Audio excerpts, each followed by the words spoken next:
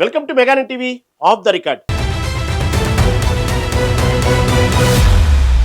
తెలుగుదేశం పార్టీలో సరికొత్త శకం మొదలైందా? యువనేత నారా లోకేష్ కేవలం ఒక వారసుడుగా కాకుండా ఒక శక్తివంతమైన నేతగా ఎదిగారా? లోకేష్ మార్కు పాలిటిక్స్ ఇప్పుడు స్టేట్ కమిటీ ఎంపికలో ఎలా ప్రతిబింబించాయి? విమర్శల నుంచి విజేతగా నిలిచిన లోకేష్ ప్రయాణం మాజీ ముఖ్యమంత్రి జగన్మోహన్ రెడ్డిని ఢీకొట్టేందుకు ఆయన చేసిన వ్యూహాత్మక కసరత్తేంటి?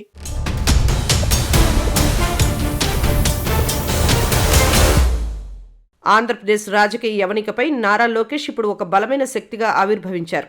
ఒకప్పుడు కేవలం వారసుడిగా ముద్రపడ్డ నాయకుడు నేడు తనకంటూ ఒక ప్రత్యేకమైన రాజకీయ శైలిని ఏర్పరచుకున్నారు. తెలుగుదేశం పార్టీ స్టేట్ కమిటీ ఎంపికలో లోకేష్ మార్కు స్పష్టంగా కనిపిస్తోంది. యువతకు పెద్దపీట వేయడమే కాకుండా పనిచేసే వారికే పదవులు అనే నినాదాన్ని ఆయన నిజం చేసి చూపించారు. పార్టీని క్షేత్రస్థాయి నుంచి బలోపేతం చేసే క్రమంలో ఆయన తీసుకున్న నిర్ణయాలు ఇప్పుడు రాజకీయ వర్గాల్లో హాట్ టాపిక్ గా మారాయి.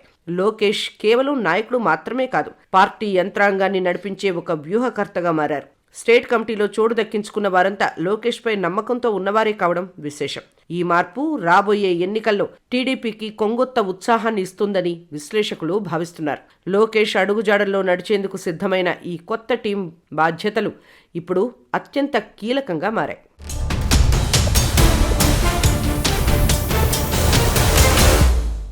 లోకేష్ కు పార్టీలో దక్కిన కీలక బాధ్యతలు కేవలం పదవులు మాత్రమే కాదు, అవి ఆయనపై ఉన్న నమ్మకానికి నిదర్శనం. చంద్రబాబు నాయుడు అనుభవం ఒకవైపు ఉంటే, లోకేష్ ఆధునిక ఆలోచనలు మరోవైపు పార్టీని నడిపిస్తున్నాయి. పార్టీ అంతర్గత వ్యూహాల నుంచి ఎన్నికల వ్యూహాల వరకు ప్రతి అంశంలోనూ లోకేష్ తనదైన ముద్ర వేస్తున్నారు. కార్యకర్తలకు అండగా నిలవడంలోనూ, నాయకులను సమన్వయం చేయడంలోనూ ఆయన చూపుతున్న చొరవ అమోఘం. కేవలం ఐటీ శాఖను నిర్వహించిన మంత్రిగా మాత్రమే కాకుండా క్షేత్రస్థాయి రాజకీయాల్లో ఆరితేరిన నేతగా ఆయన గుర్తింపు పొందారు.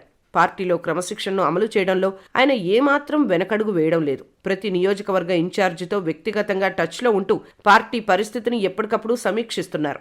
బాధ్యతను భారంగా కాకుండా ఒక అవకాశంగా భావించి ఆయన ముందుకు సాగుతున్నారు. లోకేష్ చేతుల్లో ఉన్న ఈ బాధ్యతలు టీడీపీ భవిష్యత్తును నిర్ణయించబోతున్నాయి.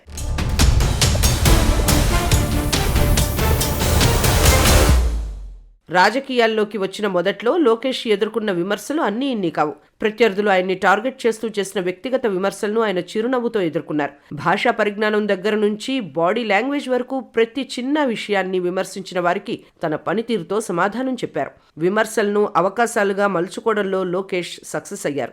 ఓటమి నేర్పిన పాఠాలే ఆయన్ని ఈరోజు ఒక విజేతగా నిలబెట్టాయి. మంగళగిరి ఓటమి తర్వాత కుంగిపోకుండా అదే గెడ్డపై తన సత్తా ఏంటో నిరూపించుకున్నారు. విమర్శించిన నోళ్లే ఈరోజు లోకేష్ నాయకత్వాన్ని మెచ్చుకునే స్థాయికి ఆయన ఎదిగారు. ఈ ప్రస్థానం రాజకీయాల్లో ఎంతో మంది యువతకు ఒక స్ఫూర్తిదాయకమైన పాఠం. లోకేష్ ఎదుగుదల వెనక ఉన్న కష్టం, పట్టుదల ఇప్పుడు అందరికీ అర్థమవుతున్నాయి.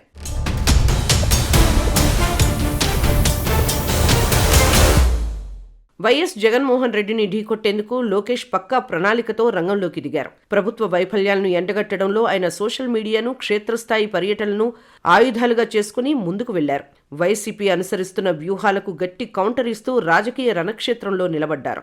జగన్ పాలనలోని లోపాలను డేటా ఆధారాలతో సహా ప్రజల ముందు ఉంచగలిగారు. ముఖ్యంగా యువతను ఆకట్టుకునేలా ఉద్యోగాల కల్పన, పరిశ్రమల అంశంపై నిలదీశారు. ప్రతిపక్షం అంటే కేవలం విమర్శించడం కాదు, ప్రత్యామ్నాయాన్ని చూపడమే అని లోకేష్ నిరూపించారు. అప్పట్లో జగన్ వ్యూహాలను తిప్పికొట్టేలా టీడీపీలో సరికొత్త వ్యూహ బృందాన్ని ఏర్పాటు చేశారు.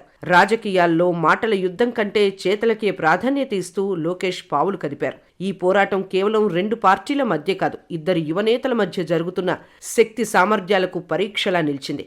లోకేష్ వేస్తున్న ప్రతి అడుగు జగన్ కోటను ఢీకొట్టేందుకే అన్నది స్పష్టమైంది.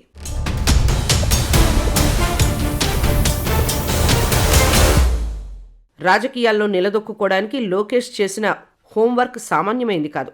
తన ప్రసంగాల్లో స్పష్టత కోసం, ప్రజలను ఆకట్టుకునే మాటల కోసం ఆయన ప్రత్యేక శిక్షణ పొందారు. పార్టీ క్యాడర్తో సమన్వయం కోసం నిరంతరం సమావేశాలు నిర్వహిస్తూ పట్టు సాధించారు. కేవలం ఏపీ రాజకీయాలనే కాకుండా జాతీయ రాజకీయాల్లో జరుగుతున్న మార్పులను కూడా నిశితంగా గమనించారు. టెక్నాలజీని రాజకీయాల్లోకి తీసుకురావడంలో ఆయన కీలక పాత్ర పోషించారు. డేటా అనాలిటిక్స్ ద్వారా ఓటర్ల నాడిని పసిగట్టే ప్రయత్నం లోకేష్ టీం చేసింది. ప్రతి గ్రామంలోనూ పార్టీ పరిస్థితి ఏంటో ఆయనకు కరతలామలకం. ఇంతటి కసరత్తు వెనక ఉన్న ఏకైక లక్ష్యం తెలుగుదేశం పార్టీని మళ్లీ అధికారంలోకి తీసుకురావడమే. లోకేష్ పడుతున్న ఈ శ్రమ పార్టీ శ్రేణుల్లో నూతనోత్సాహాన్ని నింపింది.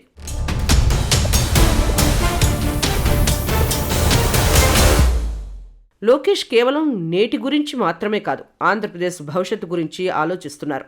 తన తండ్రి చంద్రబాబు నాయుడు విజన్ 2020ని ఎలాగైతే సక్సెస్ చేశారో, లోకేష్ విజన్ 2047 పై దృష్టి పెట్టారు. నవ్యాంధ్ర నిర్మాణంలో ఐటీ, తయారీ రంగాల పాత్రపై ఆయన స్పష్టమైన అవగాహన ఉంది. యువతకు ఉపాధి కల్పించడమే తన ప్రధాన అజెండా అని ఆయన పదే పదే చెబుతున్నారు. రాష్ట్రం మళ్లీ పెట్టుబడుల స్వర్గధామంగా మారాలని లోకేష్ ఆకాంక్షిస్తున్నారు. ఇందుకోసం ఇప్పటికే వివిధ రంగాల నిపుణులతో చర్చలు జరిపి బ్లూ ప్రింట్ సిద్ధం చేశారు. కేవలం సంక్షేమ పథకాలే కాకుండా అభివృద్ధి కూడా తోడైతేనే రాష్ట్రం బాగుపడుతుందని ఆయన నమ్ముతున్నారు.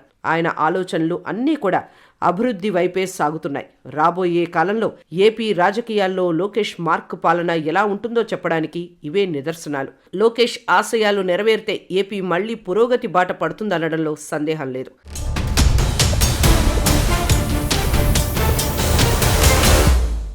వారసత్వ రాజకీయాల నుంచి స్వయం కృషితో ఎదిగిన నాయకుడిగా లోకేష్ ప్రస్థానం అద్భుతం.